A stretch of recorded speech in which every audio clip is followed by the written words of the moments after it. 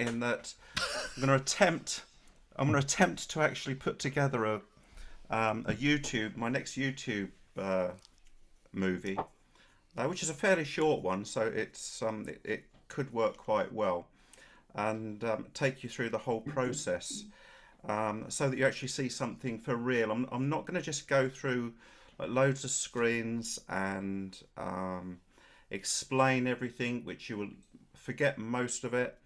But just going to take you through a real live event, if you like, with me putting something together. Tony, before you And start, I just need to mute everyone, so you'll need to unmute okay, immediately. thank you. Yeah, hopefully you got me back. Yep. Good. So, um, let me start straight away, because then you can kind of disappear and watch TV, or if you want to do, and say that I am by no means an expert on DaVinci Resolve. Okay, and really, what it is that I started working in iMovie and playing around with GarageBand and putting stuff together like that. And you know, it was fine, not a problem at all, really. And then I got to a point where I just felt I'm enjoying this and I wanted something more. So I downloaded the full blown like pro versions of both Mac and Adobe for video editing, and of course they cost a fair bit of money, don't they?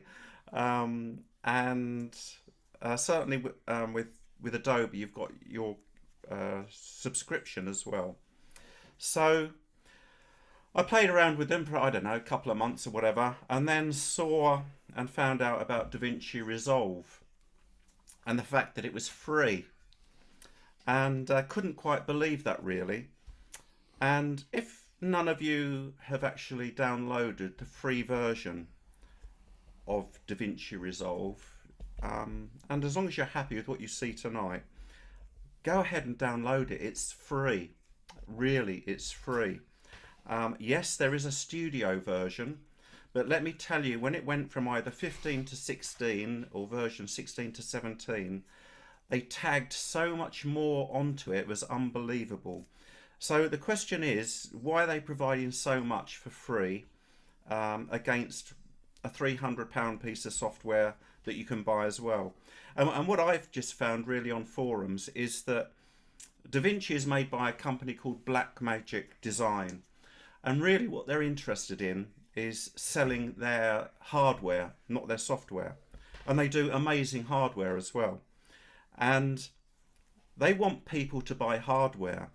And they've felt that, particularly for students, people in early days of the industry, they felt if they actually provide a really high-end, not the full-blown, but a high-end piece of editing software for students for free, as well as anyone else, but really aimed at students, when they go out into the industry, they may well carry on with that and then buy the hardware.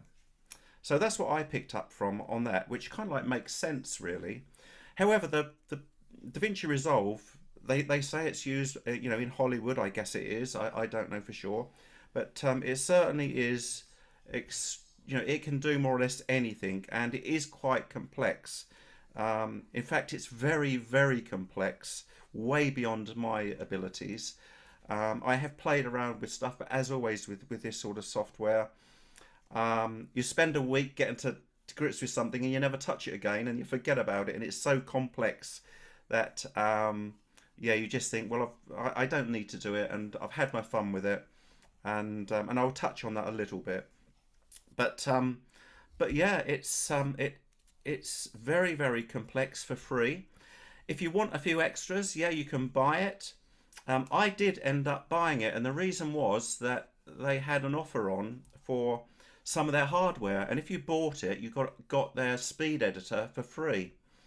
And they've just stopped doing that, but it is still available in some places while stock lasts. And I will come on to sharing my screen now and show you this. While you're sharing, can I just have a word about questions? Guys, Tony, because Tony's doing a live demo, he asked if we could save questions until the end of the meeting. So if you'd like to drop questions into the chat and we'll line them up when he's finished demonstrating. Thank you very much. Okay, so I'm going to share my whole screen because I've got quite a few windows open, and hopefully you can see two windows there. Yes. Yeah. So on the left here, this is the speed editor. Now on the DaVinci Resolve website, it's sub £300, and when I bought it, just I guess just over a year ago, maybe a year and a half ago, external companies like this, I didn't pay more. I can't remember how much I paid, but it probably was about 250, 260. So literally there were two options, and there are still two options out there, and that is you buy the speed editor and you get the license for the full-blown studio here included, and the other option is you could buy DaVinci Resolve and you got the free editor. It worked out about the same. The only thing you need to watch out with this is that some of the companies selling the speed editor, they sell not as license, but they sell it as a USB, and every time you want to run DaVinci Resolve you have to plug in the USB, which the reason it exists, they're saying, is because you can move between machines and this sort of thing using the key. So just bear that in mind. I personally went with a license, so I have it on my machine because that's all I need. And just on the right here, this is their website, and I'm not going to take you through all of this because I really want to get into the actual software itself, but if you need to look up Blackmagic Design is the company. Have a look through this.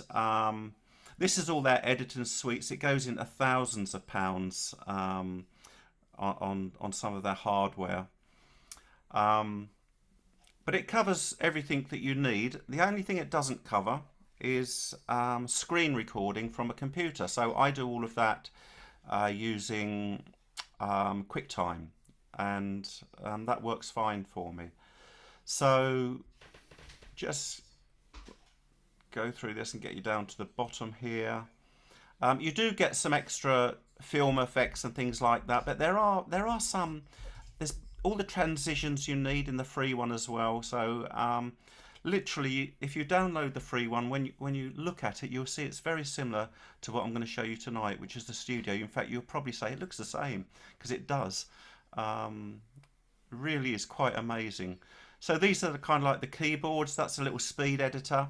This is a full-blown keyboard. They've actually just reduced that in the last couple of weeks. I think they've dropped it maybe £100 or £200. And I think the reason is that basically if you have the speed editor and a keyboard, the speed editor basically covers all of the keys that's on this speed editor here, that you haven't got on your keyboard, and the only difference is, they've got some coloured keys on their keyboard. So with your own keyboard and the speed editor, you can do exactly what this one on the right hand side will do. However, I've got to say there's not much of a price difference now. So if you think this was about 250 a year and so ago, and this was about 600, maybe a little bit more. So they've kind of I wonder if they've not been selling many of the keyboards, because the speed editor has been selling like hotcakes, and I had real trouble getting hold of one, and there's still a lot of places saying out of stock. And I just happened to phone someone up at some obscure place, and he says, I'm sitting on 40 boxes on my desk right now. He says, you can have one tomorrow. So I was pretty lucky with that. So anyway, yeah, lots of this is their hardware, so this stuff goes into big money, and this is what they're known for, all of the editing desks. So there you can see kind of 22 grand for that. So it's top end stuff, I guess, from looking at the prices, but maybe 22 grand and 35 grand there isn't a lot of money in pro editing worlds. But yeah, take a look at that. In fact, let's close them down now. I'll leave one of those open. So I'll come on to my kit. Sorry if I'm making you dizzy. Yeah, we'll stay here. So, yeah, so that's really why I ended up going.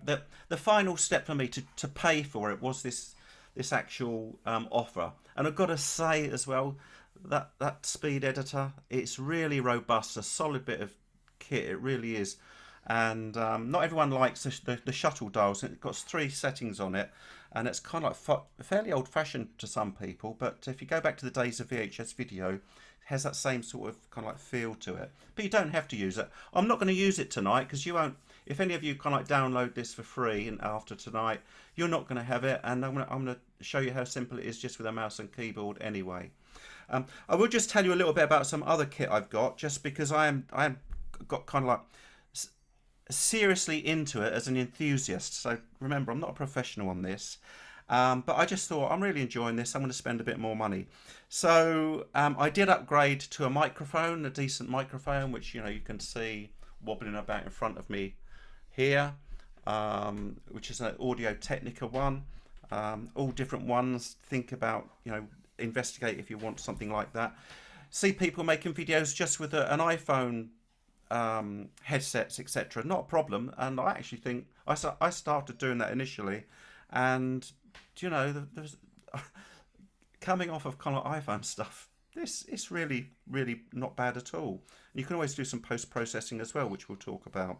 So I decided to go with a separate microphone, which is non-USB. So I did actually, because of that, I had to buy some form of way of getting an interface to get it into the computer, and I bought one of these solo items. So if you've got non-USB, really you need to be putting a microphone into something like this, and they're not expensive. They're about £100. I just went with this solo one, and although it doesn't look like it's got 2 inputs like this one, it actually does have that with this option here. But this does me fine. You only want more than one really if you've got like 2 people talking for a podcast or something like that, and I don't do that. So that's where my microphone goes to. I'm not using it tonight, but when I do recordings, I did end up buying an actual preamp and processor. So this allows me to do some compressing and also some equalizing, and also some other bits like there's a de-esser and an expander and noise gate as well on that. Again, not a lot of money, but I think that was a Christmas present last year actually. So yeah, and I just got that. It sits quite nicely under an iMac actually. So I've just got that sitting there, and that means I don't have to do. Well, I do very little post processing in DaVinci Resolve because I can put a lot of it in as I'm recording. So that's that. And the only other thing, what you can see on my head, are some headphones, and I did spend a bit of money on those because I've got a friend who's actually does a radio show. He has a two-day a week weekly radio show, and I asked him for some advice. And one thing is you want comfortable headphones because you can wear them for a couple of hours. And 2, what you really want when you're looking at this sort of level, and by no means high level, but you want to try and get some processing going on the sound. You want some studio headphones which have got a neutral bass. You don't want high levels coming in with some of these other microphones. I've got some Bose noise cancelling headphones, absolutely lovely. Those of you who got them, you know how amazing they are, but actually they're not neutral. When I listen to them and listen to these headphones, which are studio headphones, there's a huge difference. The Bose certainly, I think, have got a bit more warmth, but you really need neutral headphones if you want to get into it a little bit more serious. What are these ones called? I can't even remember. Let me take them off and have a look.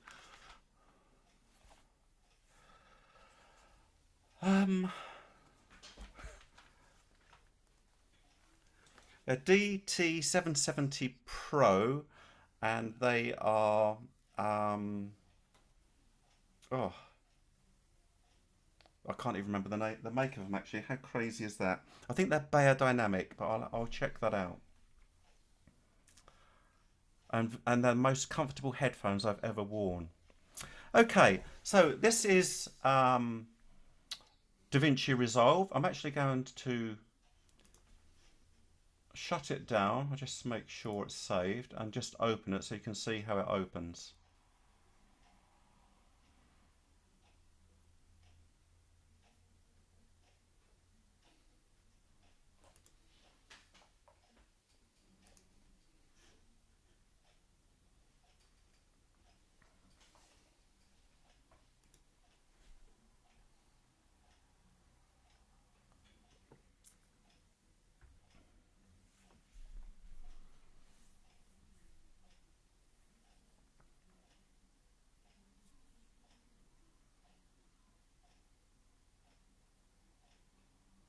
And the first thing that comes up is a project screen. So you've got access to all of your projects. Now, what I've got for tonight, you can see here ND1000 copy, and I've got an ND1000. So I've put this together as a test initially just to make sure it'd work for tonight, which it does. But I've made a copy, so I've kind of like deleted most of the timeline apart from the very first introduction. So I'm going to go to the copy and just double click to open that. Usually it's an untitled project on the left, and it comes in blank, and it comes into the last screen you had opened. So we have within DaVinci Resolve lots of little icons down the bottom here, which are all the separate areas for working on. So the first one is all of your media, which is here. So everything I've brought in, I will show you how to do that. The second one here is the cutting room, and this works very well with the speed editor, but generally I would say for like if you're doing lots of movies and you've got lots and lots of cuts to do in your movie, and that's where the speed editor does actually make it really, really fast. What is good about here though is it shows the entire timeline of your project, this blue line here with all the separate cuts. So if you need to go somewhere quickly, rather than scrolling through the main edit panel, you can come into here and locate an area very, very fast. So I do this if I'm going into the realms of like 20 minutes plus for one of my projects. But for short projects, I don't always come into here unless I do get lost, and it's just so easy to come back into here. And you can do a fair bit of editing in here, but I literally tend to go into the main edit windows here, which is, I think, pretty similar to Adobe and Apple, and to a certain degree, we can recognize this from iMovie as well. So this is where I do kind of like the bulk of my editing work. I'll just go over and show you some of these others, of which two we will use tonight. So this is Fusion. I tend to call it Confusion because it is very, very complex, and really you can produce all sorts of effects in here from scratch, and I have done it. There's lots of tutorials online, but it is so complex and you've got to do it all the time to get your head around it, and I'm certainly not going to take you through this tonight because it's a massive area to learn. It's almost kind of like Photoshop for editing, and I'm sure there are other plugins for Adobe and Mac editing software that it's very similar to, but it's all using these nodes and working with all of the tools up here. Very, very complex. I did enjoy playing around with it, but actually what you can do is you can download effects that you want that have been made in this, and you can just drag them in and you don't have to do anything. DaVinci Resolve is known for its color. It's meant to be kind of like the most complex color management in editing. I don't know whether that's true or not. It looks pretty complex. If you're used to Photoshop and to some degree Lightroom, it does help a little bit, and I tend to use the main color wheels here to change colors. There's even curves, and again, if you know Lightroom and Photoshop, it works very, very similar. and I never get involved really with too much else. I've played around with LUTs. I tend to bring my own movies in for what I do for the intros from me, straight in from camera in already a processed format. If you bring the movies in from a camera that are kind of like their raw version, then you do need to actually work in this panel and really get the colors right. They come in very, very muted and low contrast, which is normal because the whole idea is you bring in your own colors to this, and that's where a lot of people use LUTs up here. To the point that I have done 2 or 3 myself, and you can go to their website, and I tend to do my recording on my cameras with the Fuji X-T2 and X-T3. So I have downloaded the specific LUTs for those 2 cameras, which basically gives me what I generally record, because I'm very happy with what it's doing on its own without me doing this. But yeah, if whatever camera you use, if you're making movies with a DSLR or something like that, and you do want to go with an uncompressed format, a raw format of video, then you can download specific LUTs for your camera. So that's worth knowing. So yeah, and again, you've got another timeline here coming into play, so you can see all of that. It does have on here the effects, but that's in the edit menu as well. So I tend to use the effects in the edit menu. It's got a scope, which I've never got my head round. I've got a calibrated monitor, so I just look at the screen, and if I'm happy with it, that's fine for me. I'm no big Hollywood movie producer or even Elstree, so what you will see if you do go on my YouTube movies is it might be worth looking at something recent and something that from the beginning, and hopefully you've seen an improvement, because they were really bad in the early days. So on to the next one. Fairlight is kind of like GarageBand, and I do a fair bit of work in here, so we'll try and get into here. So this is the audio side of things, and I'm just going to move all my thumbnails of all of you guys for a second. Try and put them somewhere out of the way so I can collapse you. There we go. Get you out of the way. So you've got your audio tracks on the audio tracks on the free one is limited, but I can't remember what it is. It might be 8, it might be a dozen, it might be 16. Whatever it is, it's more than enough. And when you have the paid version like this, I've got a feeling it's unlimited. It's crazy. But you have your audio tracks here, and we'll have a look at some working on some of the audio as well before the end of the night. And then the final one here is for exporting, and it's really, really simple. There's even some presets, and I do tend to use the YouTube preset. So you've got options here on that. So I'm going to dip back into the edit. Quick slurp of water.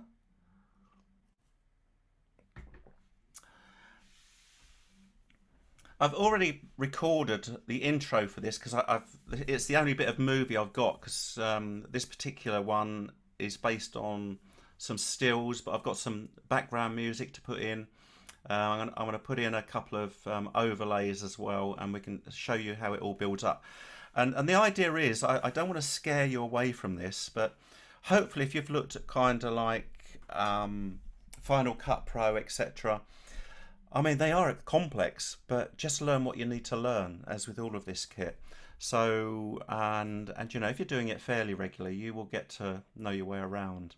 So I've already brought in my intro, and the main reason being that I've edited it, because if any of you have tried filming yourself at intros with voiceovers as well, you know, you can't do a voiceover on this particular part of the track, because you know you can see your lips, etc. But you make loads of mistakes. You make tons of mistakes. So you're continually recording just to try and make me a bit more cheerful, which is really hard to do when you're doing this. I do swear when I make mistakes, so I've edited all my swearing out and stuff like that. but you'd kind of like you're not going to do it in one. And I have a setup where I have prompts with my text in a special cutout around my camera, so it kind of like helps me. But I have tried different methods, and this kind of like works for me best of all. But I'm still not 100% happy. But again, I think it's better than in the early days. What I find hard to do is just kind of like talk off the cuff like I'm doing tonight, really, which is a bit silly, really. But when I put a camera in front of me, it kind of like it just loads and loads of mistakes, and you end up having to do lots and lots of copies and then edit it down. And I'm going to show you that with my voiceover, because I've put a voiceover to this, and you'll see all the mistakes from that. So here's all the media files up here. I mentioned there's a media page down here at the bottom left, but it all comes up in here. Now let me show you what I do. So I'm very much a drag and drop person.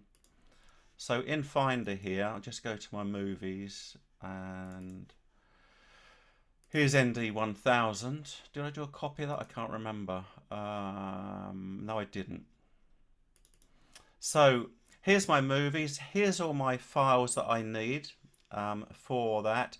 I also have a separate file for my background music, and if I have other music, that would go in as well. I've got a subscribe button here.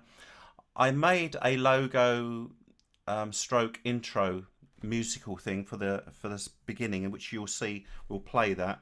So once I made that, I exported that, and I don't have to make that every time. I can just bring that in. You'll see how that works. And all you need to do, if I just I'll make a copy of this one here. So if we duplicate that, I normally highlight all of this. So I get everything together in Finder in a folder for the project, highlight it all.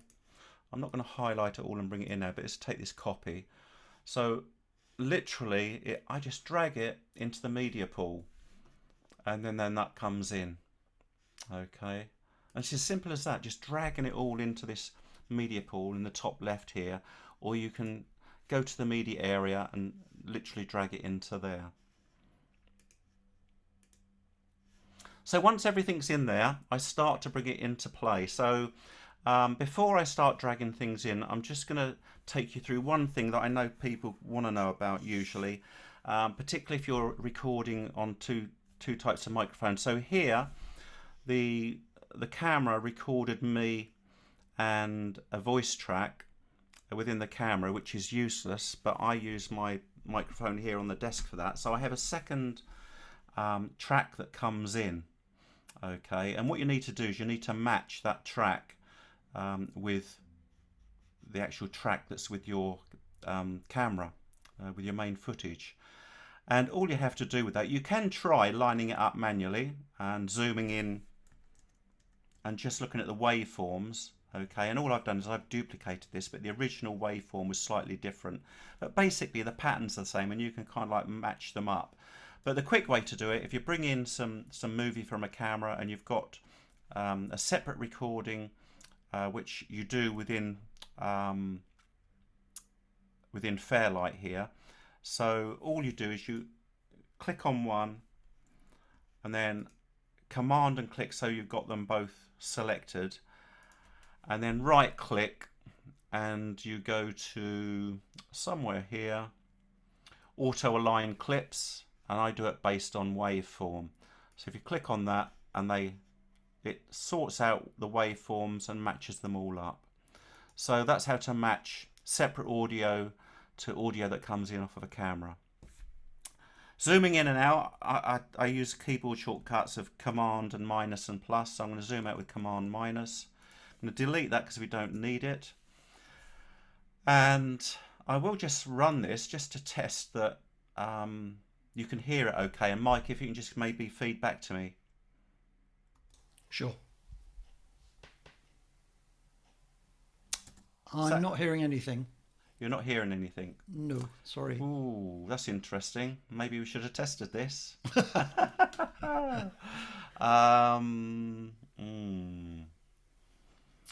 I could possibly put it out through my speakers, but I don't really want to do that. I'll tell you what, it might be because it's going through my headphones. Let me just try this. I know it's going to use. I'm about to say headphones, but my external speakers are on my main headphones socket.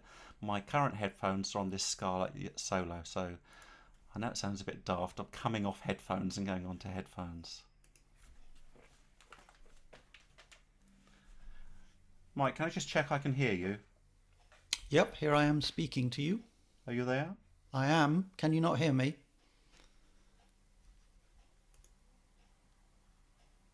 I'll continue talking complete gibberish while you're playing with... I'm just going to play this. Sitting within the Light Academy Companion Guides is my latest mini guide. Can you hear that, Mike? Yeah, it's very quiet, but I can certainly hear it. I think I'm getting you through my headphones. Could you hear that, Mike? Yes, but it was very quiet. Okay. Let's have a look.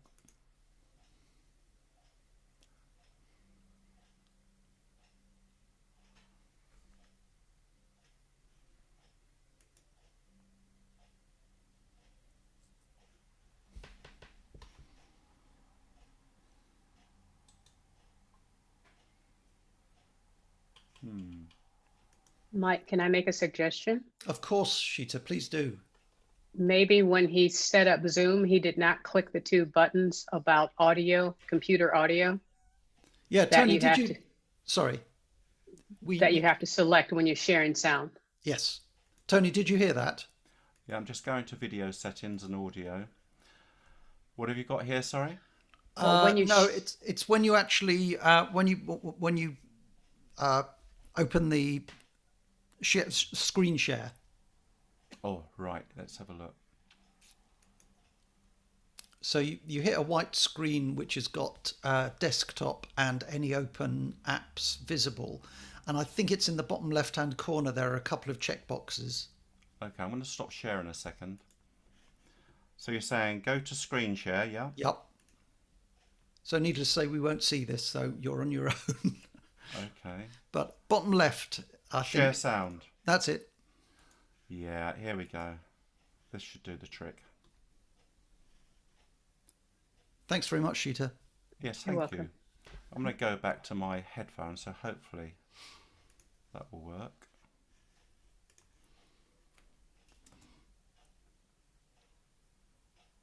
Nope. No. I'm going to go back to where I was.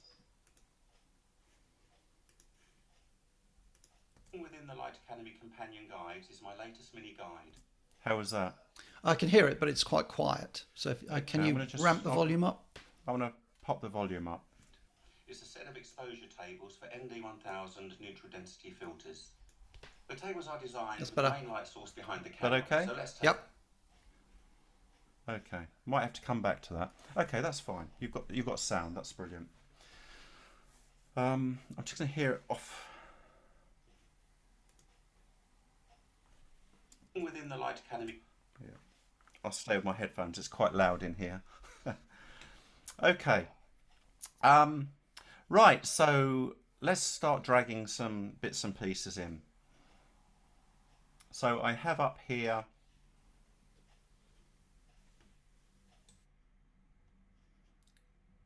This is my intro. So just drag it where you want it to go. And what I do is I tend to throw it all in and then obviously start editing with it. So we have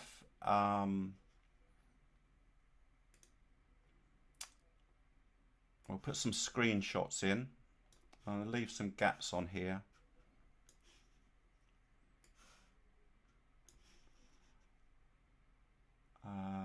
Yeah, we'll take both of these in as well. I think that's the same. That's slightly different. And got that one. I'll take that one in. I'll bring in a subscribe button. That's going to sit somewhere up on top. We'll bring a couple of arrows in as well. I've got a black and a white arrow that comes into play, so that's fine. And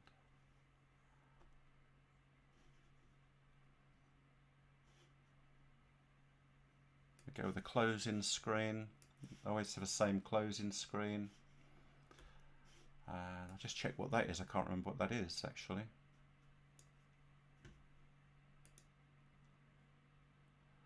Oh, we keep that in just... No, we don't need that. Take that out. So just press backspace on that to get rid of that. That's my background music, which we'll bring in afterwards. And I think we just want my voiceover. And it should be, I'll just make room for that. Hopefully it will be this one. So I'm just going to check the voiceover. Within the Light Academy Companion Guides is my latest mini guide. Can you hear that okay, Mike?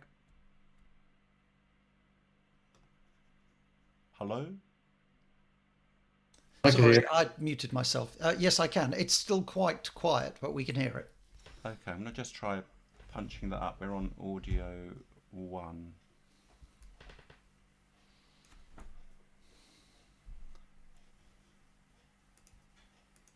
Tables are based on the late morning to mid-afternoon. Okay. However, please note these will vary depending on the time of year and where you live. If the initial exposure is out by say 2... Okay, so that's my voiceover, and I'll just show you how I edit this. Okay, and what I do is you can see kind of like these 3 high peaks, 2 or 3 high peaks in between certain sections, just to give me markers. I put those in because I know there's a definite cut there. But one of the things I picked up online was whether you're editing video or audio, edit from the end. And the reason is because you will see that I've repeated myself, because you make a mistake, you try it again, make another mistake, try it again. Hopefully the last one is the correct one, and the rest you can just edit out. So that's why I'm literally editing back to front. So we're in the timeline. The video's obviously all in the video 1 and 2 here, but you can add more up there. And you've got your audio lines down here. Again, you can add more, but I tend to stay with 3 really. And I just use, I'm on a magic mouse, so I just use the magic mouse scroll to go backwards and forwards, and zoom in and out with the plus and minus keys using the command key. So, and then just literally pop my marker up here. I know it's from here. This should be the correct one, so I'll just do a quick check through. If you found this useful, please give it a thumbs up, and also remember to subscribe. Many thanks. So yeah, that's the one I want. So I'm just going to go on the end here, and you have, I think that's called a ripple edit. Again, I don't know all the terminology. This is what I do. But you want it to change to this, because you can actually pull it in without having to use the blade tool. So the blade tool, which is B on the keyboard, you can literally like cut it, and then you go back to the select tool, which is up here, and it's A on the keyboard. And once you've got select as your tool, you can click on it and press backspace, and that will get rid of it. But you can just literally drag it, and also you've not lost all of that, because you can drag it all the way back out if you want to as well, so it doesn't disappear, your edits. So this is always a rough edit, so I know there's going to be a cut here, so B for the blade tool, and there's the cut. So this should be rubbish, so you'll hear some mistakes. If you found this useful, please do give it a thumbs up, and also remember to subscribe. Many thanks. Many thanks. Yeah, I didn't like that, so let's just check if this is the same piece. And books area by searching for my name, Tony Bramley. Right, so that's the previous piece, so I'm going to put a blade cut in there so you can see that, and then using A on the keyboard, I'm into the select tool, and this time what I'm going to do is do a ripple cut. So right click, and if I don't do a ripple cut, if I just show you here, zoom out, if I just do backspace, you have a space there, and you've got to physically move it. So if you just right click and do ripple delete, and that just brings it into play. So it's helping you again with speed. So let's just go and work this out. So check out my Amazon books area by searching for my name. As an introduction for this mini guide, it will be free for the next 2 weeks. So check out. Right, so that's still part of the same thing, really. I hope you find the tables useful. As an introduction for this mini guide, it will be free for the next 2 weeks. So I've got a little mistake there, so I'm going to go in there a little bit. Just check that. As an introduction. So I'm going to cut a blade in here and a blade in here. Again, press A, ripple delete, and that should have sorted that out. As an introduction for this mini guide. So we're going to have another cut here, so blade B. I hope you find the tables useful. So that should cover most things for you. So that should cover most examples. So that should cover most things for you. So this is going to be the one I want. So cut in there.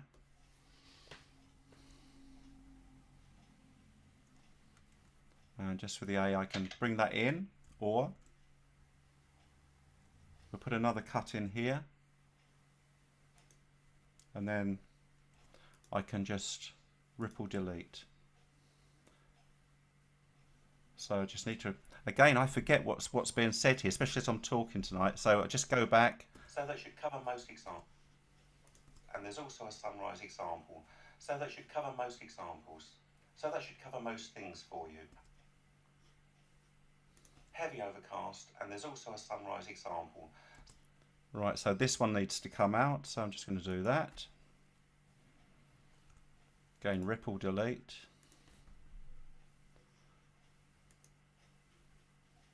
Heavy overcast, and there's also a sunrise, cloudy overcast, heavy overcast, and there's also a sunrise example. So that should cover most things. Slightly overcast, cloudy overcast, slightly overcast, cloudy overcast. The light levels are set out as the following: sunny, slightly overcast. Right, so this starts here, so I'm going to use the blade there. Additionally, it is useful to shoot in RAW and not JPEGs. Right, so I'm just going to cut that and ripple delete. All I'm using again is B and A on the keyboard.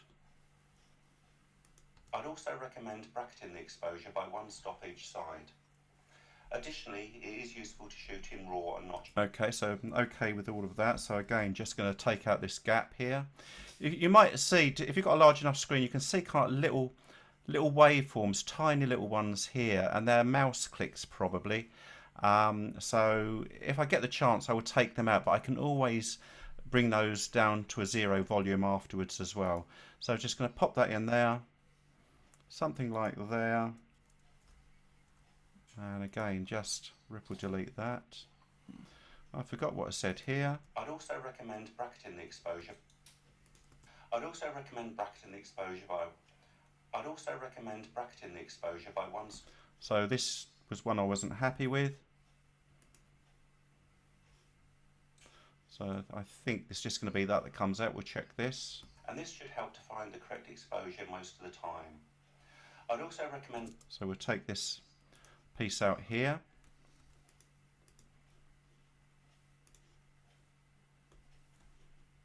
And this should help to find the correct exposure most of the time. Only 1, 2 or 3 stops from the grid reference, and this should help to find the correct exposure. So this is good here up to here. Only 1, 2 or 3. If the final exposure is a little dark or a little too light, adjust the shutter speed, aperture or ISO. Only 1, 2 or 3. So that's all good. This looks like a mistake. If the final exposure is a little... Yeah, so I'm going to cut that there. And I think this is the end of the other part of before that. ISO 100 will help to achieve this. Okay, so I'm going to cut that one.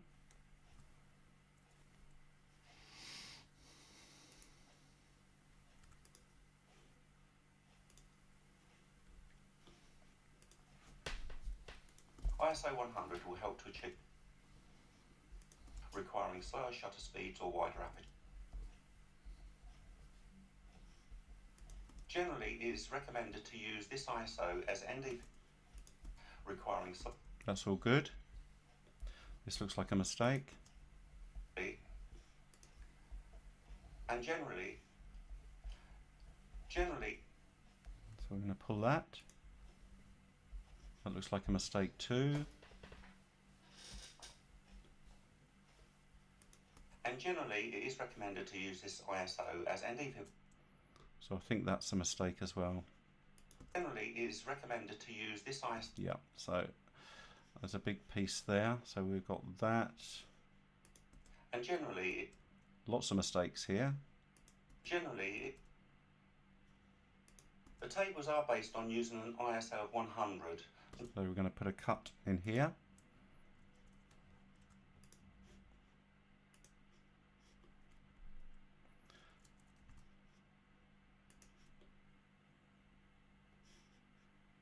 As well as how bright or dark you require the highlights or shadows to be. So this should be the end of that previous section, and that should be the right piece. So I'm going to ripple delete that. As well as how bright, but do consider also the light levels required for the final image, as well as how bright or... In time you'll get to do this automatically, but do consider all...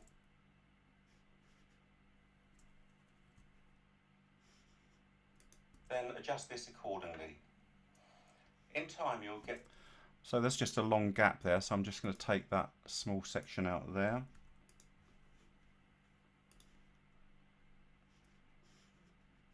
If the initial exposure is out by say 2 stops, then adjust this accordingly. Leave that as it is for the moment. However, please note these will vary depending on the time of... That seems good.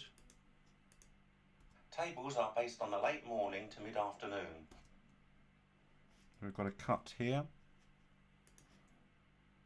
You can see we are getting close to the end now, so we're nearly there.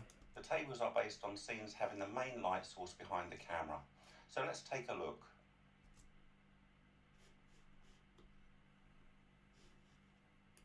Tables are based on the...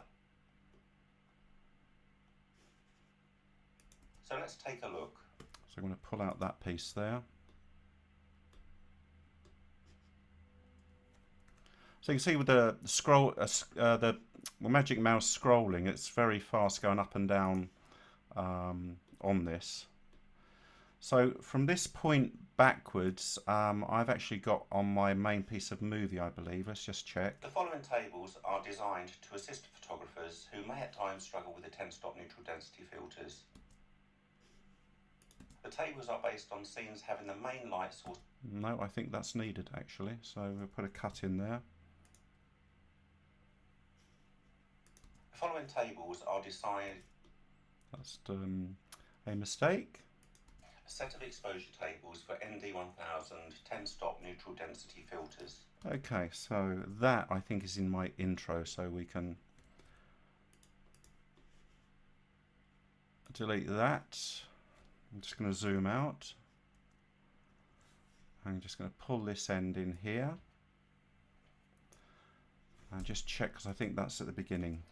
Sitting within the Light Academy companion guides. Yeah, so I'm going to delete that completely. And let's just pull all of that forward. Oops.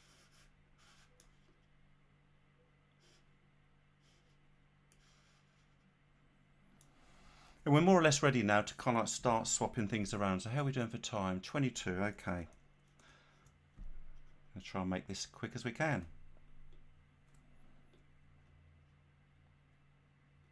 So what I have here is, you can see there's a cut where I made a mistake. The tables are designed with the main light source behind density filters. The tables are... So you hopefully see that little cut there. The tables are... So one, you can kind of like just keep trying to record without a cut. Some people just let the cuts go on. If you look at a lot of YouTube videos, you see that happening a lot, and it's like a hard cut. I think it's called a jump cut actually.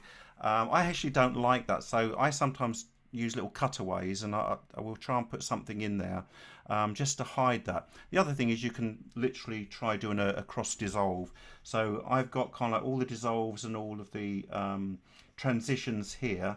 I've got some favorites here, so you know, you can actually bring in a cross dissolve there. Filters. The tables are designed with the main lights. But let me just check what I'm saying, because I'll see if I can bring in something as a cutaway.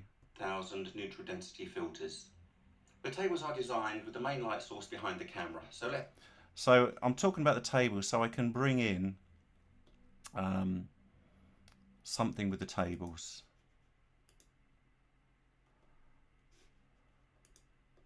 Just see what else we have here. So yeah, I'm going to bring this in.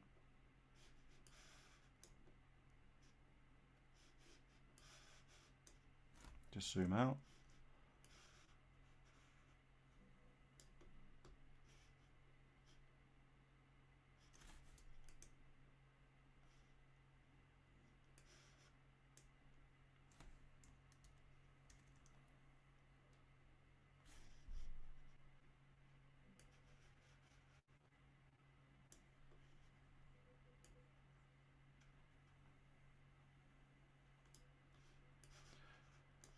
And I'm just going to close that up. And we'll have this come in just for a brief period, and that just hides that jump of me. And neutral density filters. The tables are designed with the... Okay, so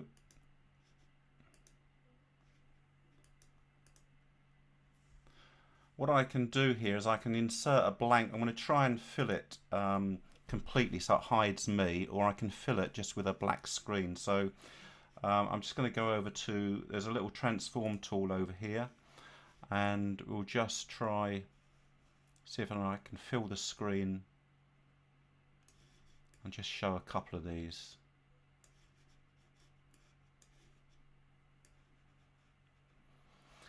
Now, I do this in 4K, so but I generally put stuff out about at 1080 HD for YouTube, occasionally 4K. So zooming in like this doesn't matter too much.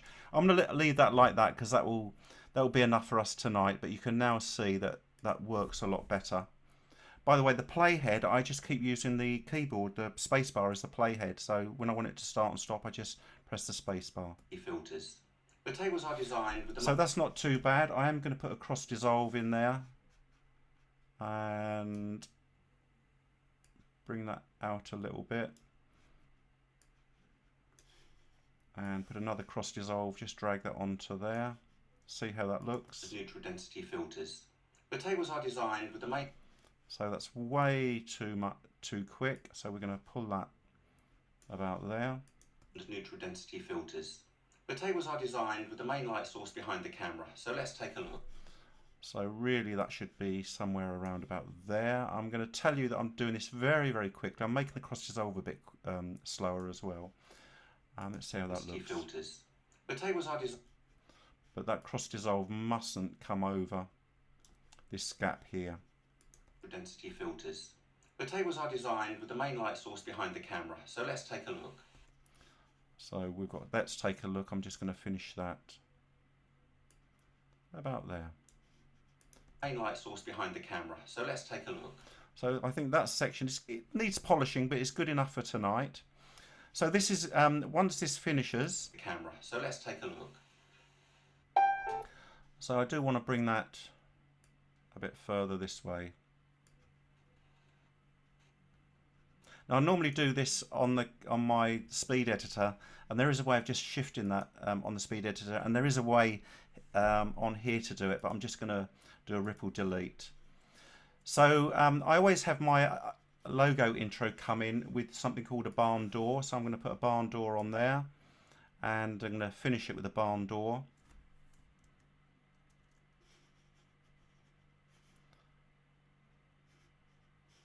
And we're just going to see what we're going to start off with before I delete this gap. The following tables are designed to assist photographers who may at times struggle with the 10-stop neutral density filters. Yeah, so we're going to move that out of the way. We're going to have this one coming in, and we can ripple delete that. The tables are based on scenes having the main light source behind the camera. So let's take a look. Tables are based on the late morning to mid-after. So I'm going to move that out the way.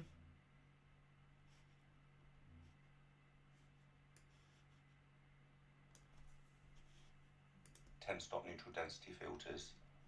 The tables are based on scenes having the main light source behind the camera. I'm just going to drop that in. Now, one of the things I wanted to do was just have a picture of these guides at the beginning. So I haven't put that in, so I'm just going to drag that over. While I'm here, I'm just going to put that barn door in because that's ready without any gaps there. Let's see if we can just get this in if it's long enough. When this disappears, it's just my scroll wheel because it goes up and down and left and right, so we can just scroll up and down accordingly on that. So let's just try and get this in. Hi everyone, sitting within the Light Academy companion guides is my latest mini guide. We could probably do that around about there. Again, a couple of cross dissolves.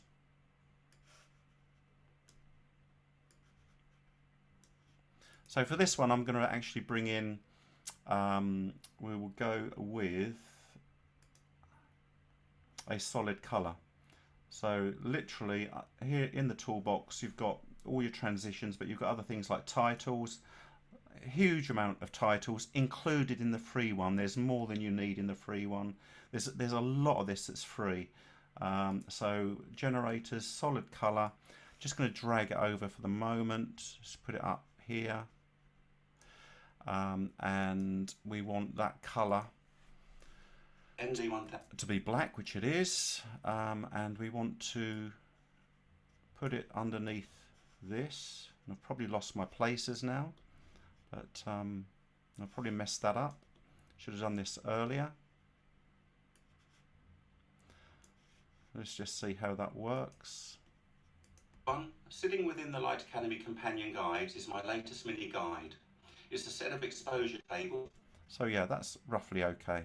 Just pull it back a little bit. It's a set of exposure tables for. It's not clean. You've got to work on this. You know, I always hated the idea of being a wedding videographer because I hated editing, all the time spent on editing. Strangely, I really like this. So you know, there's a rough cut that I do, then there's the edit, and then there's kind of like polishing. Which probably still needs more skills. So I've probably messed this up. That was coming in, that cut, wasn't it? So we'll leave it like that. I need to put in a cross dissolve, but we'll leave that as it is. So let's take a look at this barn door. Camera. So let's take a look.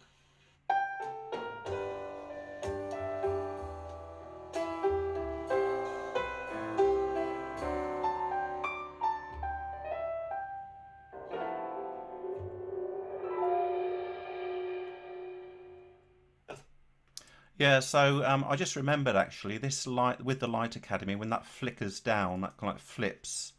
I did make that infusion. It took me ages, probably took me about an hour just to make that.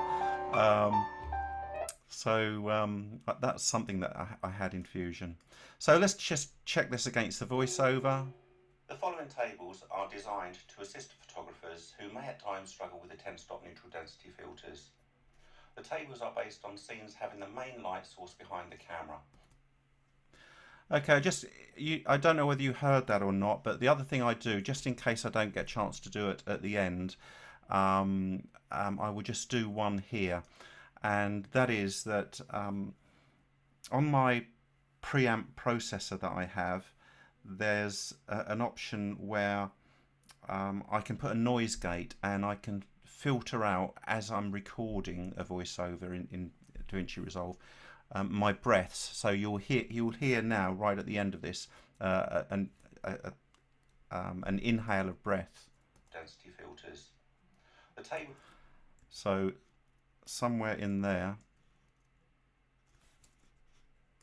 Filters. The tape. It's around about there. It's actually, it's not that bad. I'll try and find one that's worse than that, because usually you can see them quite clearly. So let's see what we've got. Tables are designed to assist photographers who may at times struggle with the 10-stop neutral density filters. The tables are based on scenes having the main lights. So I will bring in a copy. What should be there really is this table here. So I'm going to bring in another copy of that. That needs to come into there.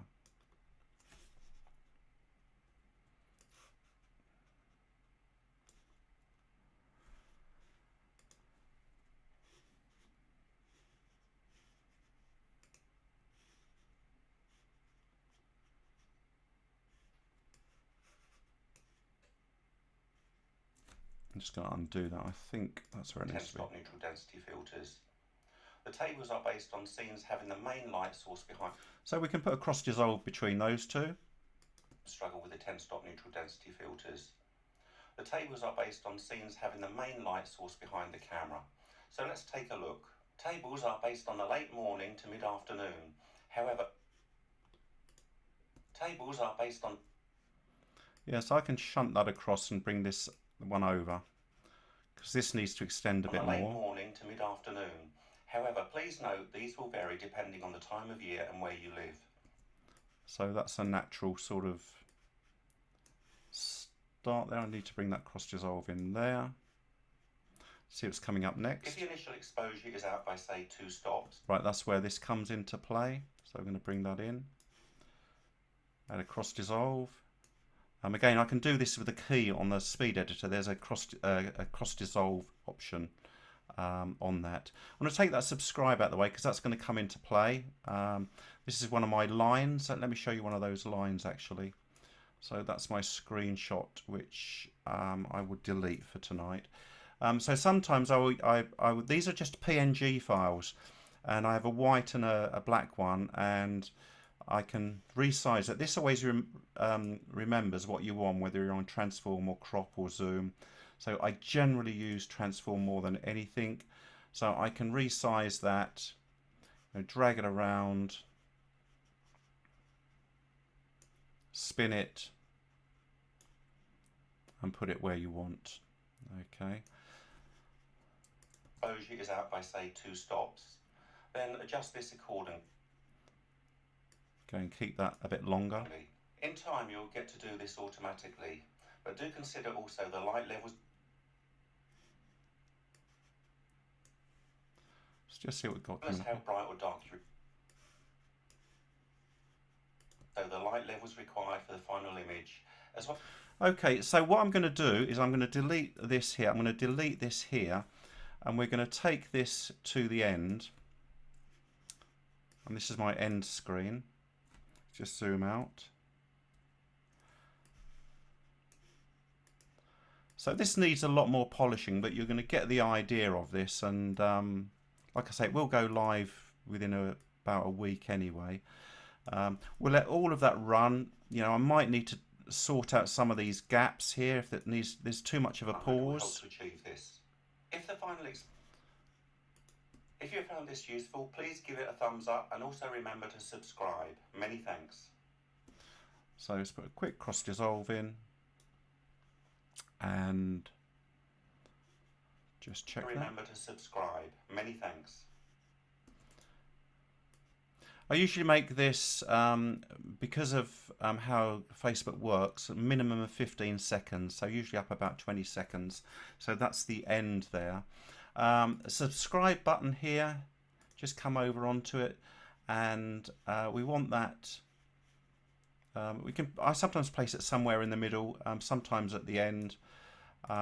So I'm going to make that smaller, and that will just pop up there.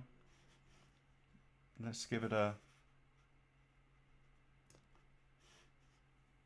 dissolve each side. The tables are based on using an ISO of 100. Generally, it is recommended to use this ISO as ND. That's probably a little bit too long. Zoom in. Put it in.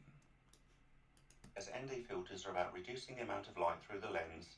Okay, so that's fine. Let's take a look at the whole timeline there. So there you can see what's going on. Okay, to some of you that may look quite complex already, but that's a really simple edit. You know, the more you use it, the more you start to build layers, if you like.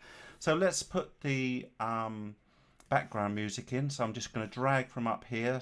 So one's called Sunshine on Sand, which I got from,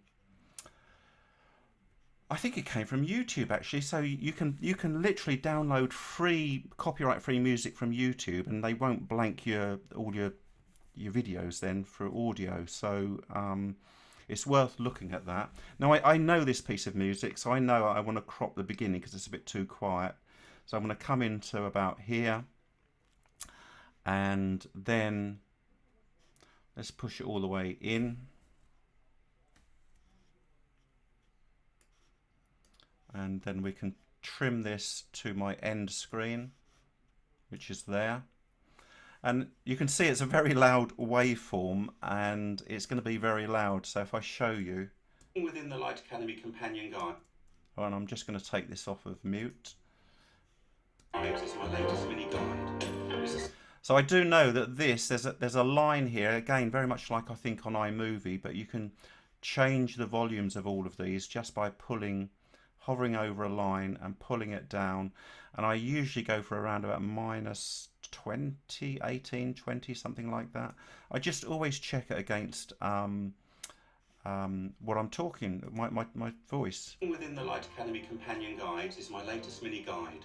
It's a set of exposure. So yeah, it still needs to come down a little bit more. We'll take it about 22. Let's try it over here in the body. Late morning to mid-afternoon. However, please note these will vary depending on. So I think it's interesting. I'm not listening to this on headphones. I've got this kind of got my headphones half on and half off, so I can hear bits out here, and I'm hearing it through my speakers so that you can hear it. But normally I listen to this on headphones, so I may get this a little bit wrong, but it sounds a little bit too loud. So take it down to about 24. Time of year and where you live. If the initial exposure is out by say 2 stops. Yeah, I think possibly a bit quieter, but we'll leave it at that. I don't want it playing during my intro here. So what I would do is I just come in with the blade tool. It does I have it set to lock, so I can cut there. And I can cut there. Now I can delete it, or I can just take this all the way down. Okay, and there will be no volume there at all. So this will cut in nicely. Right, so let's take a look.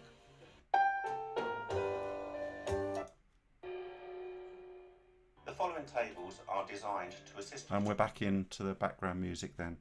So zooming out, there's my background music, and I want it to come in here. If you found this useful, please give it a thumbs up, and also remember to subscribe. Many thanks. Now what I can do just at the end here, you get a little white marker come up. I can make that fade off. So that will now fade down. As simple as that, doing fade ins and fade outs. You can do things more complex than that and put in more markers in. So there we go. Let's just check what else we've got here. I think we're there with all of that. You can also fade this to black, so we'll put a fade in there to fade to black, and that will come down and fade away. And anything else? Yes, so let me show you a quick voiceover. So if I want to bring some audio in, some fresh audio, so I go over to Fairlight, okay, and I'm going to bring the audio in on audio 1, so I'll make sure I'm not over anything here. And then all I need to do is on audio 1, you do have to, whatever device you're using, if you're using a non-USB, you have to bring it out in as an input. So I have the Scarlett, and that comes in on audio 1 and 2, and you just do what's called patching, and it will now record. So I have to set audio 1 to R for record. I have to turn that off a second because of what's going on with my speakers here. So now that's ready to record, and it is just a case of if I can see my markers up here, you got your record, play and stop. So we're on record. Got levels coming in. They're very, very loud. You shouldn't be doing them this high, but it's because what's happening to get you to hear everything here. So let's do record. This is a test based on DaVinci Resolve for the Suffolk Mac user group. And you can press spacebar to stop.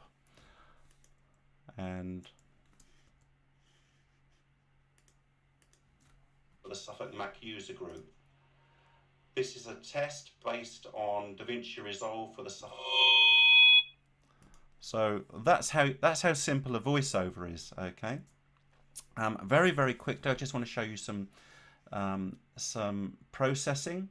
So this is the background track, Sunshine on Sand, and this is all of my video up here. So I have a little viewer, movable viewer that I have showing, but really I'm working on the audio, nothing else. So audio 1, I've already put in some processors here. If you come to the audio one on the right here, and literally there's a an add button here, and this is all of the options you have here. So you've got equalizers in here, the dynamics, which is compression, de-esser, a limiter for if you want to limit how far the volume goes, which is useful for YouTube, although they do compress it. So I got with my Focusrite kit, I got some red equalizers and compressors. So literally, if I click on that, this is a compressor. You need to learn about these things, but just literally there's plenty on YouTube to do that. I know VoiceOver is a 3:1 ratio, and then I just work out roughly what I want for my voiceovers and keep a record of that. So that will compress the that track there, the whole track, and basically it stops any low and high points and kind of evens it out. But you still want some color in your speech. You don't want it all monotone, so you do want some highs and lows. And then this is an equalizer, which is probably not what people are used to, but it's kind of like an old school equalizer. But again, it's what came, and red are meant to be very, very good, and I work okay with it. But I will show you a normal equalizer, which here we have TDR Nova, I think is the one they tend to use.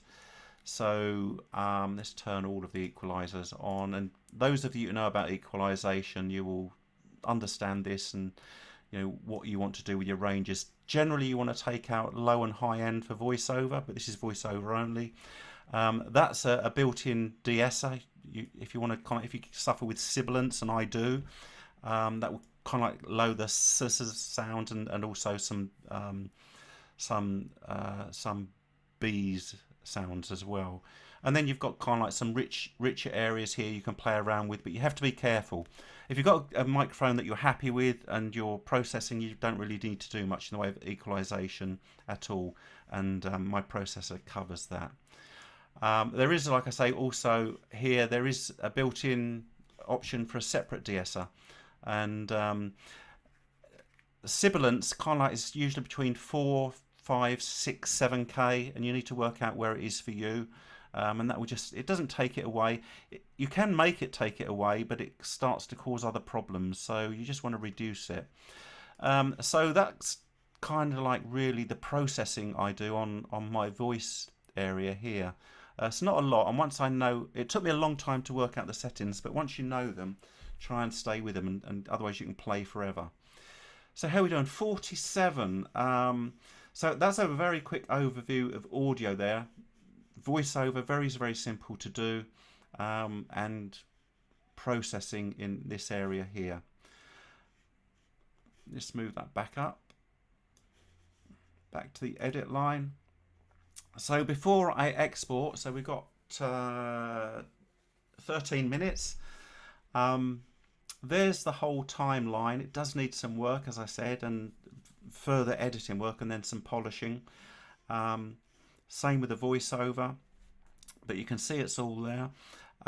If you feel like your voiceover is literally too much in the way of like volume, Yes, you can change these individually, but I tend to either work with the processing that I just showed you, or you've got your master level here, so that will bring everything down, including the background music, so that will bring the whole thing down. And you've obviously got individual options for all your audio tracks as well. Like I said, with YouTube, generally you want to be going no more than -5, -6 for YouTube. So the idea is to get all of this working at -5, -6. And that kind of like, what you don't want to do is you don't want to have it too loud and then it gets compressed by YouTube. So if you're not doing anything in post-production, just make sure it's not too loud and you're not clipping the reds, because YouTube will compress it, and that can make things a little bit distorted.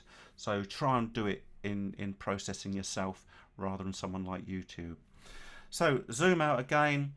I think that's enough of all of that. Let me show you how to export. So once you're happy with it all, you then go back to the beginning and listen to it on your headphones. Just make sure you're happy with the video, make sure you're happy with the audio, try and pick up any mistakes, which you don't always do. It's really annoying.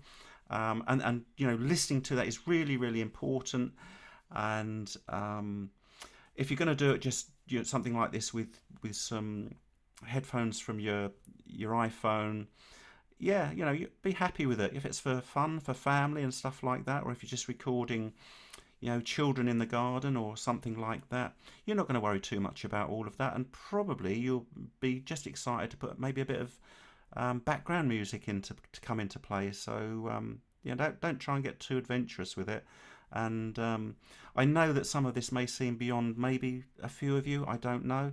And some maybe, oh yeah, I do most of that already now, and maybe beyond. But you know, it gives you a really good overview of what it does for me.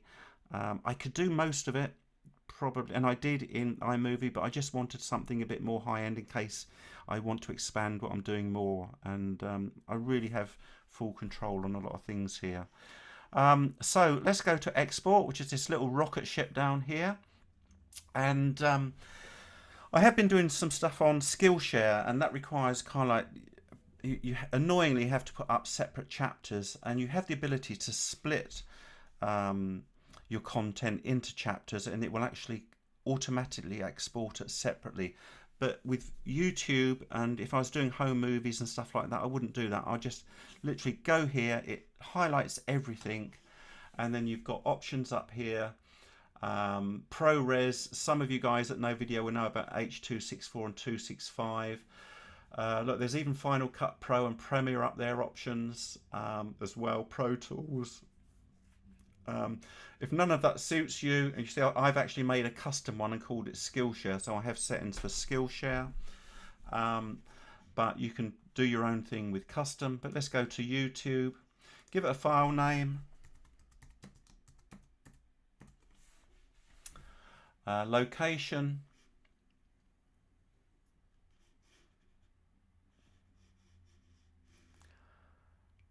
and yeah, it is YouTube movies, and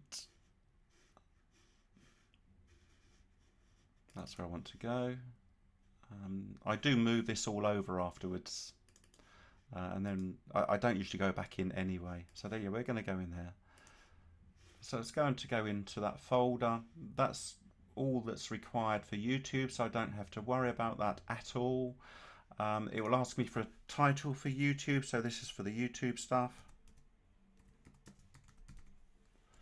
I can put a description there, but I don't, because I have a built-in description that comes in on YouTube, and I don't do actually I say I don't do chapters from markers. That's a new thing for the latest edition, so I may look at that from now on. They always go in private, but if it's going into your own family account, you can change that to whatever you need it to be. But I don't make mine public until I've seen it on YouTube and I've checked it out on YouTube, and then it goes public. And you make sure it goes into the right category, which usually for me is education.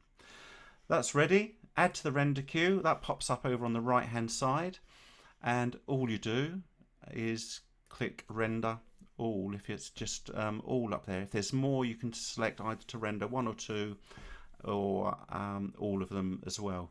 So that renders away, and obviously depending on the size of your or length of your video, it will depend on the time. And once that's done, that will be saved into your folder, and it will also be uploaded to YouTube, which I must remember to delete later because that is all set up to do that. And that's it. So let's just let that finish through.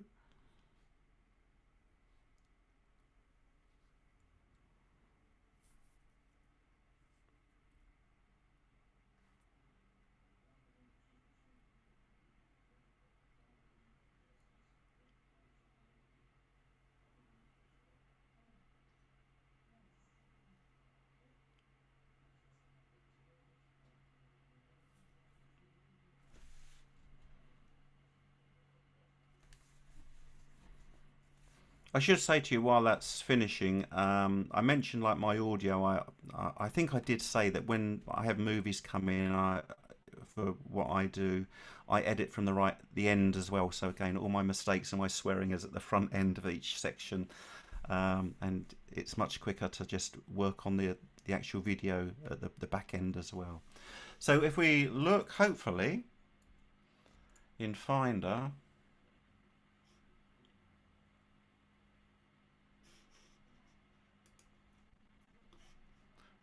Where's Finder? There it is.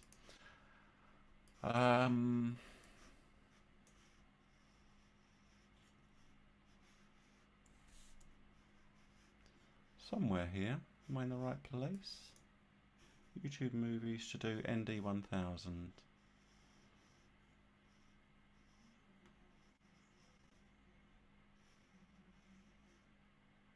There it is, yeah, test smug.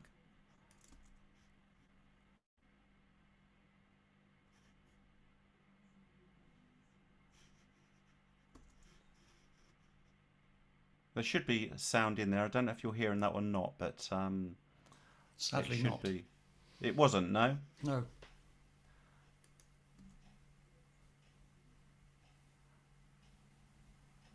Yeah, that's odd. Let me just check what's going on with YouTube.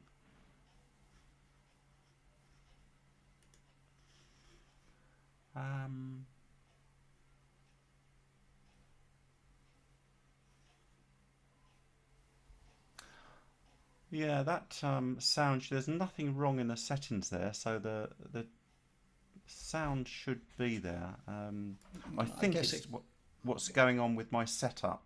It could here just be a Zoom anomaly, couldn't it? It could be, yeah.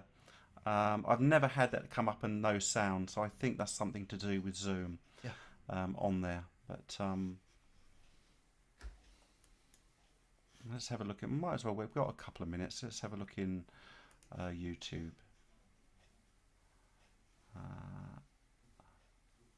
Let's.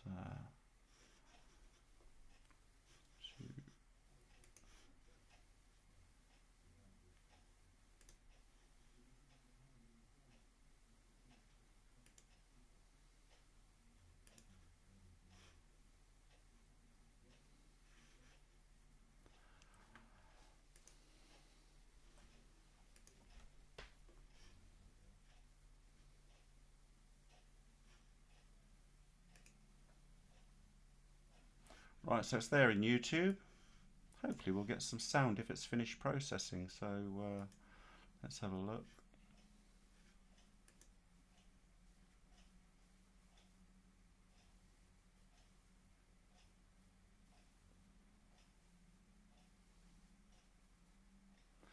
Oh, it's still processing. So see if that will pick. Tony, we've got a few questions in the chat. Yeah, let's pull there. Let's stop we go for sharing because. So just to save time, I'm going to yell them out rather than inviting people to unmute. If Yeah, let's do that. So Liz G, Tony, I'm using Big Sur on my Mac Mini. So should I use 16.2.8 or 17.4.1? I have no idea what this means. I have What does no that mean? idea either what that means. Oh, right. Oh, gosh. Sorry, Okay. Liz. Sorry. Oh, you're there. I've been to their website and I've downloaded both versions. And I wasn't sure which one I should be using of DaVinci Resolve. That's the versions. All right. So what is it again? 16. 1628 or 1741. That's Oh, right. use 17. Yes, 17 is much better than version 16. Okay, thank you.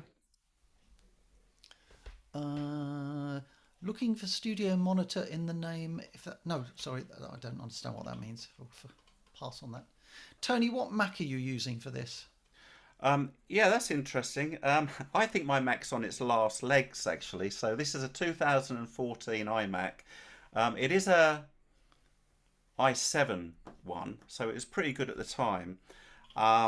But yeah, it's getting old now, and I think it's going to need changing within a year, 2 years maximum.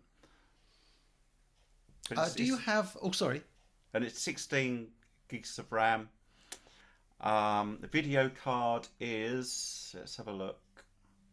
I tell you, apparently, kind of DaVinci Resolve, from a point of view of speed, is meant to be very, very fast, and I think it might be. I don't know if it's Final Cut Pro. One of them, I think it's the Adobe option. Tends to crash. Apparently, people moan about it crashing, but I don't know. I've never had problems with this. And I guess my video card. Let's have a look. It's a 4 gigahertz quad core i7 processor. Yeah, 16 gigs of probably old RAM these days, and I only have 4 gigabyte AMD Radeon graphics card. So 4 gigabytes these days is probably might even be entry level. I don't know. I think it is. Yeah. I sense a new computer on the horizon, Tony. Yeah. Do you have or use a dynamic processor at all? What's that? I don't know what a dynamic processor is. I tell Simon you. Parnell, you're there, aren't you? Simon? Yeah, a dynamic processor allows you to set a noise gate with a taper and a filter off at the top.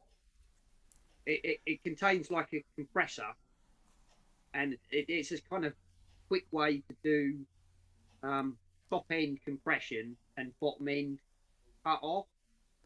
Okay, so that's what it is. This will be part of my preamp processor, and it has a compressor section, but it has a section on the other side where there's 4 or 5 sections where you've got the noise gate is very much separate from the compressor, but the compressor isn't like a normal compressor, like the equalizer isn't either, because you have, with the compressor, you have a drive and density, and they're linked, so you don't have to play around with it too much. And then on the enhancer, which is the equalizer, you only have low frequency and high frequency on there, and that's it. So you just kind of balance between the two. But how that works with the noise gate, I'm not 100% sure. But what I do know, and this isn't a top end one, but apparently they do kind of like work with one another, and that's about all I know on it. So I could spend 5 times more on this, but just didn't want to. So It's fine. It's just if you use like Audio Hijack or Audacity, you'll find they use I guess it's the Apple supplied one, audio unit dynamic processor, which allows you to draw a curve, and it says sounds below this like cut off, and sounds above this compressed. So it prevents those peaking, so you can make the top ends taper off to say -2. Yeah, I do have on this one here, I have some thresholds, and the density does the cut-offs as well. But in reality, Simon, is and I think this is where you're coming from in that, like Audacity, I mean, using the software plugins for all of this, there's nothing wrong in doing that, is there? And you know, in some ways, I think is better. It's just that I've been using this for other stuff as well. So you don't need the hardware, and you can download all of these plugins, pay for some if you want, but you've got the option to pull the curves exactly where you want it, and do what's called it is something like low frequency noise gates and high frequency. Oh yeah, there's all sorts. Yeah, I mean, for my podcast, I use the simplest kind of tools going, and most people recommend if you use the dynamic processor. It kind of, if you're not an experienced sound engineer, it's like use this. This is the kind of easy tool, and it's like bending the curves in Photoshop, and you can go right. This low end, I don't want it to go to solid black, and at the top end, I don't want it to burn out to total white. And that's what it does. You just pull it to a simple curve. I just remembered what the technical term is. It's called shelf, high and low shelf. Oh yeah, high shelf, low shelf. Yeah. Can I plow on? Yeah, sure. Sorry. What's the advantage of DaVinci? I think I know the answer to this, and it's presumably it's just price because it's free. What's the advantage of DaVinci compared to Mac and Adobe? Yeah, do you know? With my limited knowledge, I would say, literally, I don't know any advantage. Okay, apart from the fact that it's free. And seriously, download the free one and see how much of what you've seen tonight is there. I think everything I've done tonight is in the free one, and more than you need. It doesn't, Tony. I mean, I am not an experienced movie maker, but I do have a copy of Final Cut, and it looks very familiar. Actually, it's a bit like. I mean, I did a talk on Affinity Photo earlier this afternoon, and it's a bit like comparing Affinity Photo to Photoshop. It's you can see where stuff is, and it all makes sense. Yeah, and I was prepared. I was prepared to pay for Final Cut or whatever, but I downloaded this and I was just thinking, yeah, I'm getting on okay with this, and it's very, very similar to the other ones that I downloaded for trials. I think at the time last year, there might have even been the Adobe one, might have even been a 90-day trial because they extended it.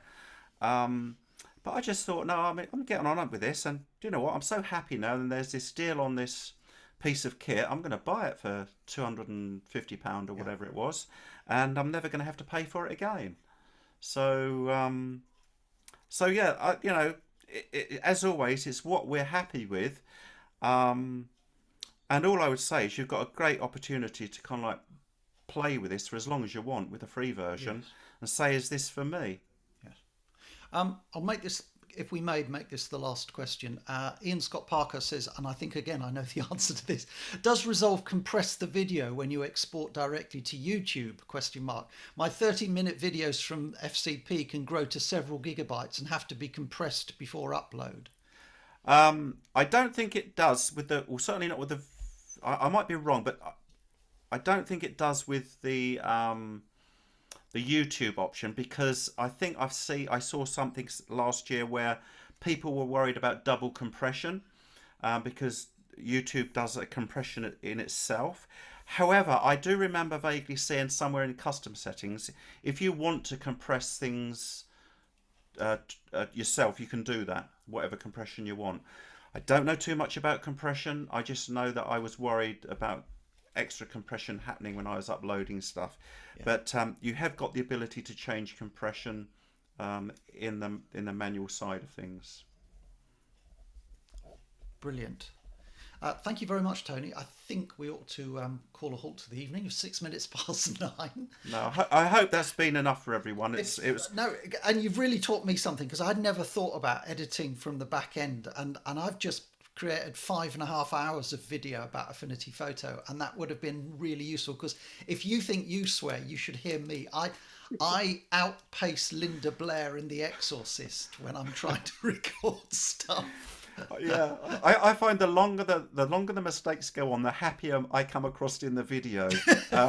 Because I'm swearing and laughing, and I get kind of, I start saying to myself, right, take 153, and it kind of makes me laugh, and you can, the happier I look on any of my videos, it's probably because I've had so many mistakes.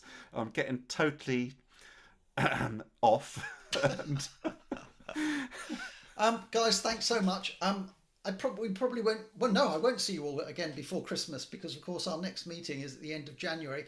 However, I will be in touch with everybody just to talk about plans for the new year. But I might leave it 2 or 3 weeks just to see what happens on the COVID front.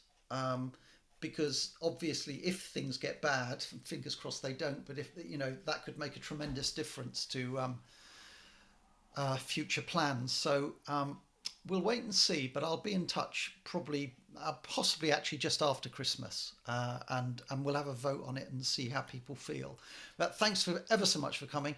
Have a fabulous Christmas and stay safe. Don't catch COVID, please. And we'll see you next year.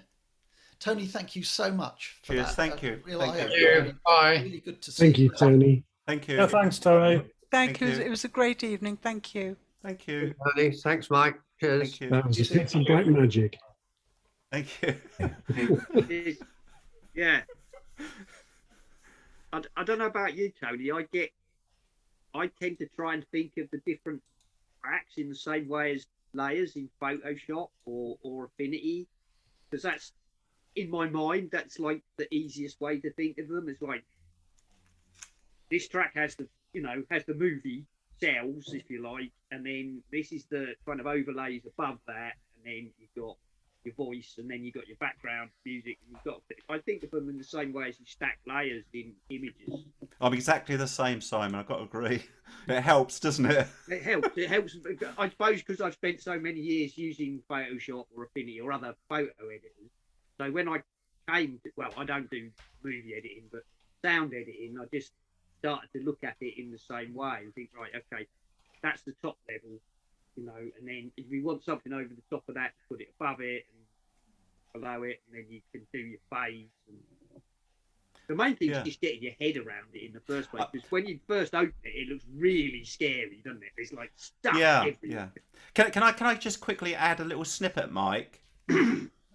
Before we go, something I didn't say, but I mean, I had to get a lot in tonight. But again, talking to this friend of mine who does a radio show, if ever you do any voiceover for any of your stuff, do it the same time, all at the same time, same day, preferably the same 2 or 3 hours.